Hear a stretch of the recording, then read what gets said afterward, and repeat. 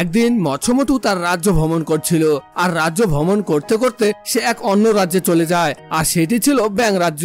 আর ব্যাং রাজ্যে যাওয়ার সঙ্গে সঙ্গে সেখানকার রাজা ব্যাংরাজ তাকে আটকে ফেলে আর বলতে থাকে, তুমি আমার রাজ্যে এসে অপরাধ করে ফেলেছো, আর আমার এই রাজ্য থেকে যদি তুমি তোমার রাজ্যে চলে যেতে চাও তাহলে আমার 3টি ধাঁধার সঠিক উত্তর দিতে হবে, তবে আমি তোমাকে এখান থেকে যেতে দেব, আর তা না হলে আমি তোমাকে এখানে বন্দি করে রাখবো, আর কখনো তুমি তোমার রাজ্যে যেতে পারবে না। ব্যাংরাজের কথায় মোটু মৎস্য রাজি হয়ে যায়। এরপর ব্যাংরাজ তার প্রথম ধাঁধাটি বলতে শুরু করে, আমি কালো হলে পরিষ্কার আর সাদা হলে অপরিষ্কার, আমি কে?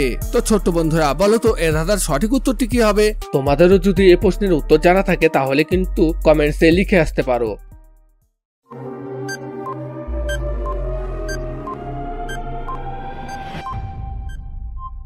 এর ধাঁধার সঠিক উত্তরটি হলো ব্ল্যাকবোর্ড। মোটু মৎস্য ব্যাংরাজের প্রথম ধাঁধার সঠিক উত্তরটি দিয়ে দেয়।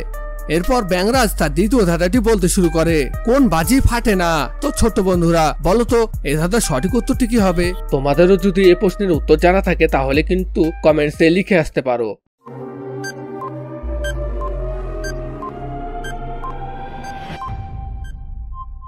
এই ধাঁধার সঠিক উত্তরটি হলো ডিগবাজি। ডিগবাজি কখনোই ফাটে না।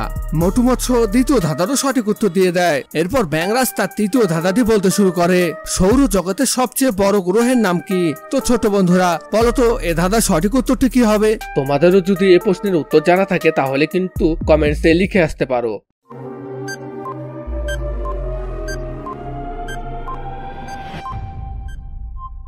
এই ধাঁধার সঠিক উত্তরটি হলো বৃহস্পতি, কারণ অন্যান্য গ্রহের চেয়ে বৃহস্পতি সবচেয়ে বড়।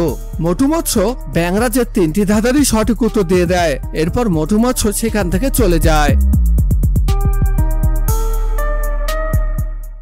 তো বন্ধুরা, তোমাদের যদি এই ভিডিওটি ভালো লেগে থাকে তাহলে এখনই ভিডিওটিকে লাইক আর চ্যানেলটিকে সাবস্ক্রাইব করে দাও।